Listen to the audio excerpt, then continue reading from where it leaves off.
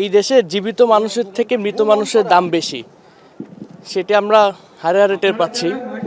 যে যখন হাদি ভাই জীবিত ছিল তার সিকিউরিটির জন্য কোনো কিছু ছিল না, আজকে হাদি ভাই মৃত, তার জন্য বিভিন্ন লেয়ারের সিকিউরিটি তাকে প্রোভাইড করা হয়েছে। তো এই জন্যই হয়তোবা যারা বেঁচে থাকতে চায় তারা কখনো এই দেশে থাকতে চায় না। হাদি ভাই শহীদি মর্যাদা লাভ করেছেন, আজকে ওনার জানাজা নামাজ পড়তে এসেছি। 18ই জুলাইয়ের পরে আমার ভাই মুগ্ধর জানাজা নামাজ পড়ার সময় যে অনুভূতিটা হয়েছে আজকে ঠিক একই অনুভূতি হচ্ছে।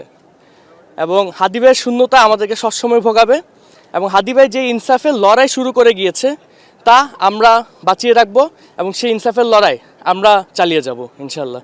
আমার কাছে আমি যেটা দেখতে পাচ্ছি, জুলাই যোদ্ধা, জুলাইয়ের সাথে যারা সম্পৃক্ত, যারা বিগত ফেসিস্ট লীগ বাহিনীকে বিতাড়িত করতে ভূমিকা রেখেছে, তাদের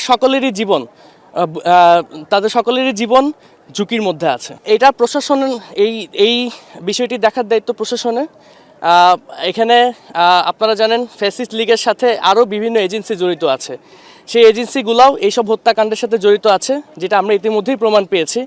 এবং আমাদের বিশ্বাস যে বাংলাদেশের প্রশাসন খুব দ্রুতই এই এজেন্সিগুলোকে শনাক্ত করবে, এবং যারা যারা এই হত্যাকাণ্ডগুলোর সাথে জড়িত আছে তাদেরকে যথাসময়ে আইনের আওতায় নিয়ে আসবে।